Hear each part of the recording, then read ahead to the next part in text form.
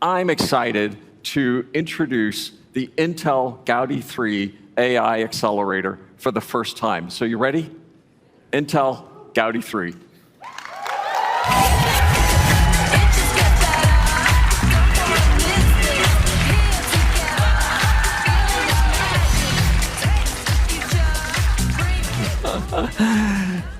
Huge advancements in generative AI, building on the proven performance of Gaudi 2, delivering 4x the AI compute with BF16, 2x with FP8, 2x the networking bandwidth, 1.5x the memory bandwidth for massive scale-out, significant leap in performance for AI training, popular LLMs, multi-model support, and Intel Gaudi 3 is architected from the ground up for efficient, large-scale AI computing, supporting both scale-up and scale-out configurations. Gaudi 3 is great on benchmarks versus the H100 on top OpenLlama models, 50% faster on time to train, 50% better on inferencing, 40% better on inference power efficiency. A scalable solution with Gaudi 3 using industry standard Ethernet, like we talked about before, scaling performance from one socket to a 8 accelerator UBB, a single node, up to thousands of nodes and racks. And nearly all of the Gen AI developments today are moving to higher level environments, PyTorch frameworks, and other community models from Hugging Face. Industry is quickly moving away from proprietary CUDA models. Literally, a few lines of code, and you're able to be up and running with industry standard frameworks on power-performant, efficient Gaudi infrastructure. Now, let's talk a little bit more about availability and a bit nerdier together. Intel Gaudi 3 is available to OEMs starting this quarter of this year. 3 different industry standard form factors. The Accelerator card that I was just showing off here to you. We're also adding to the Gaudi family a PCIe card. And finally, our universal baseboard. Man, look at this big boy. Yeah, I always bring Big Brother along with me. And, with it, that range of solutions, and here, up to 14.6 FP8 petaflops, greater than a terabyte of HBM3E, 192 native 200 gigabit Ethernet connections in this big boy. And with our first Gaudi PCIe card, extraordinary compute density, the same capabilities as the mezzanine card, giving our customers great flexibility, 1.8 petaflops of FP8 capabilities, 128 gigabytes of memory in 600-watt TDP, making them an easy adjunct to a Xeon deployment, being able to deliver industry standard infrastructure into your data center. And Gaudi 3 eliminates vendor lock-in with standard networking solutions in your data centers, in your cloud, and with open software environments. Best of all, you ready? Huge TCO advantages for your deployment. This is a winning solution. Ladies and gentlemen, welcome to the Gaudi 3 generation. And I'm very happy to announce the next generation of Xeon 6 processors, the new brand for our next generation of both efficient core and performant core solution, Xeon 6. And with the rapid rise in computing requirements and the immense data sets that we're working with, workloads are driving trade-offs for performance, efficiency, and density. And in return, more demand for CPUs and cores that deliver better performance per watt. For the first time, our Xeon 6 with E-core uniquely addressing these challenges. And this is our first volume part on Intel 3 that we'll be bringing into the marketplace. I'm super excited. It's coming along very well, and we'll be moving Sierra Forest into production this quarter. And we're seeing this ability to deliver up to 2.7x better rack density, 2.5x performance per watt improvements. Well, let's just take an example of a telco server deployment where they might have 200 racks using second-gen Xeon for their infrastructure for their telco environment. With Xeon 6 with E-cores, we can reduce that down to just 72 racks. Same performance, same capabilities, and less management, less networking, less things to upgrade, less things to be supporting the environment. And this results in over 1 megawatts of power savings in a traditional data center, or 1,300 Arizona homes now have energy sources available to them. Simply put, it frees up energy capacity, builds TCO efficiency, improves physical space that enables our next generation Gen AI and P-core solutions into the marketplace. Well, the big brother of Sierra Forest is our Xeon Gen 6 processor, formerly known as Granite Rapids, with P-cores. And of course, right, we have one of those wafers here too. What a surprise, right? And here's our Granite Rapids Intel 3 wafer, right, which will be launching shortly after the Sierra Forest product, and we're quite excited to be ramping this into the marketplace this year, also on the Intel 3 process technology. So it's sort of like twins, right? Over 60% of computing is now done in the cloud or on some cloud embodiments, but the vast majority of data is still on-prem. And indications are that 66% of that data is unused, and 90% of the unstructured data is unused. What a value unlock. And this idea of LLMs and RAG gives us extraordinary opportunity to unlock this hidden asset that you and your businesses aren't being able to leverage and operate on today. And Xeon is clearly a tremendous machine for running these RAG environments and making LLMs more effective and efficient on your data. Xeon is not only able to be your database front end, but increasingly, it's able to run the LLMs as well. No new management, no new networking, no new security models, no new things to learn, no proprietary networking. It just works on the industry standard Xeons that you know and love. With that, let me introduce you to the next star of the Gen AI show, the Xeon 6 P-core or Granite Rapids that we were looking over. So here's my Granite Rapids. Quite excited for this baby coming into the marketplace this year. But let's get started by looking at 4 different text streaming services that are running on 3 generations of Xeon. And over here, right, we have 2 generations of Gen 4, right? We have Gen 5, and then Xeon 6 here.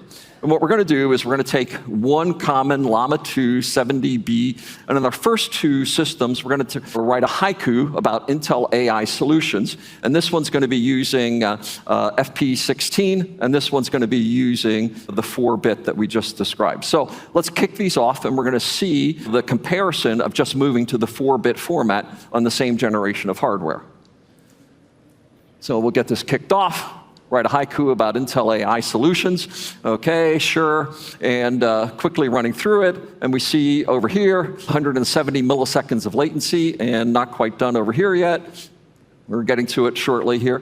And what you'll see is about a 3x improvement in the latency just as we move to the modern data types for FP4. Okay, now let's go from Gen 4 to Gen 5, and we're going to run the same query, and we'll see how long it takes us on a Gen 5 machine, and we'll have this guy run through here. So here's a haiku about Intel AI software solutions, and we're now at 150 milliseconds, or about a 3x reduction as we went from Gen 4 to Gen 5. What do you think? Pretty good?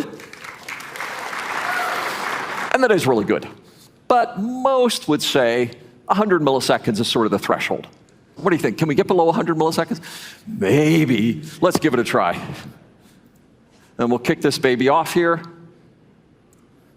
If I hit the Enter versus the Shift key.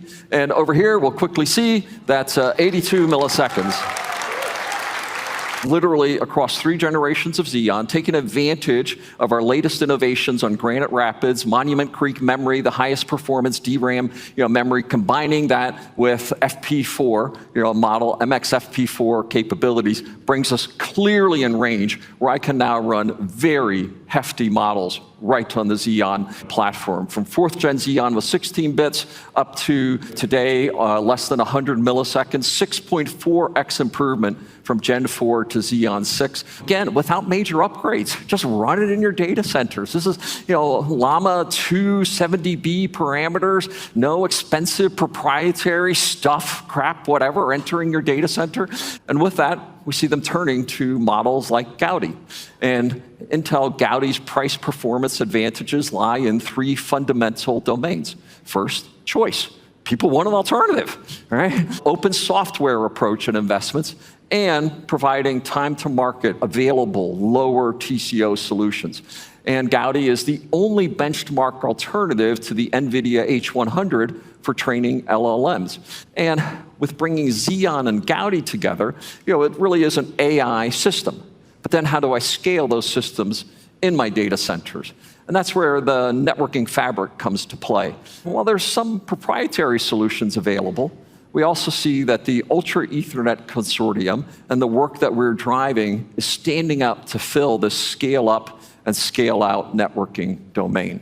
And through UEC, Intel is revolutionizing building on Ethernet networking for AI fabrics for the future. And we'll be introducing an array of AI-optimized Ethernet solutions. This lineup will include cutting-edge AI NIC cards that we'll be delivering, standard NIC solutions. It will also include AI chiplets that will enable for our customers and partners in Intel Foundry. It will also include soft and hard IP through Intel Foundry, and it's building on and leveraging the work that we've done, integrating it fully into our Gaudi solutions as well. A range of soft and hard reference designs for AI connectivity, because we don't need proprietary networking for our AI solutions for the future. What do you think? Is that a winner?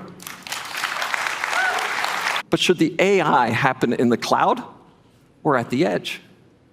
And I call it the three laws: the laws of economics, the laws of physics, and the laws of the land. Economics, it's simply too expensive to bring your data back to the cloud. It gives you better cost control. Bandwidth is the most expensive resource that you have, and cloud is the most expensive compute that you have in the fleet. So the laws of economics, move it to the edge. But second is the laws of the physics, as I like to say. And how many of you have changed the speed of light this week? What's the round trip requirement? What's the user interface expectations for instantaneous response?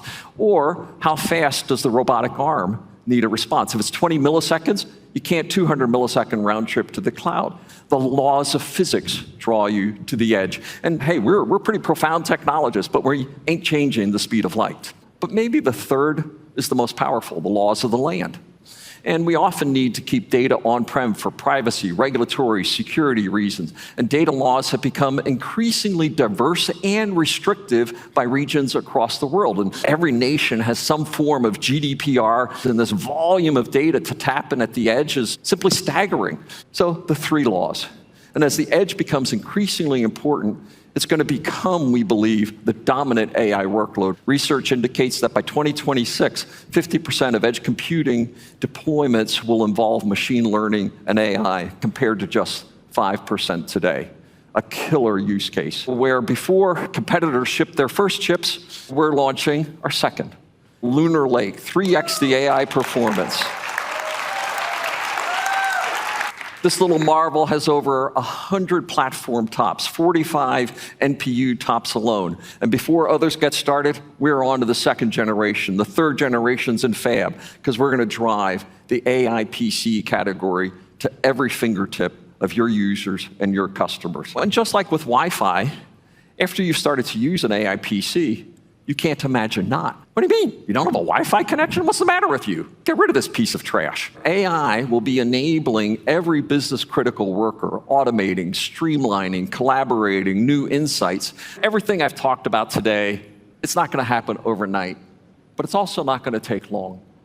We see this enterprise AI transformation happening right around us today, but we see it unfolding in three different stages.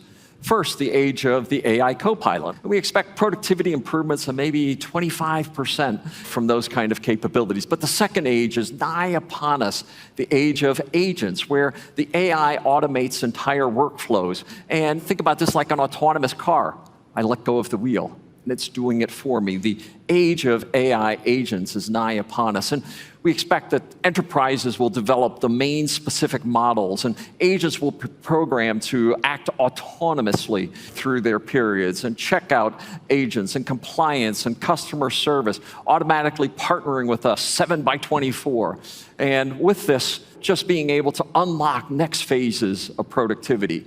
But the third age, the age of functions, where agents start to interact with other agents, and literally entire departments become AI automated solutions. And maybe we'll have the age of the first one-person billion-dollar company as we look to it, securely unlocking the world's data that's still held inside of these databases on-prem that's not being leveraged today.